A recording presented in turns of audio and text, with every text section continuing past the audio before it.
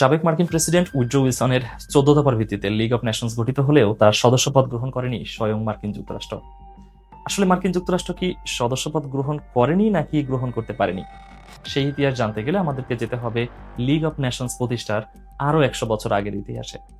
League of Nations প্রতিষ্ঠিত হয়েছিল 1920 সালের 10 জানুয়ারি, কিন্তু তার প্রায় 100 বছর আগে 1923 সালে পঞ্চম মার্কিন প্রেসিডেন্ট জেমস মনরো ঘোষণা করেছিলেন ঐতিহাসিক মনরো ডক্ট্রিন।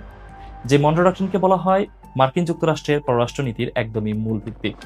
সেই নীতিতে জেমস মনরো ঘোষণা করেছিলেন পরবর্তী 100 বছর মার্কিন যুক্তরাষ্ট্র ইউরোপীয় রাজনীতি থেকে সম্পূর্ণ নিরপেক্ষ থাকবে এবং কোনো প্রকার আন্তর্জাতিক জোটে অংশগ্রহণ করবে না।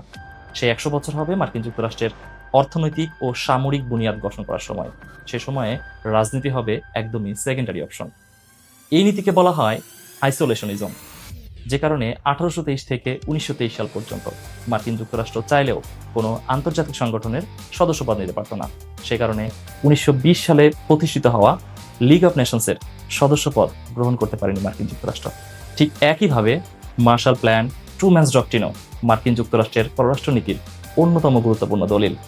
এ সকল বিষয়ে জানতে এই পেজটি ফলো দিয়ে রাখুন এবং শেয়ার করুন বন্ধুদের মাঝে।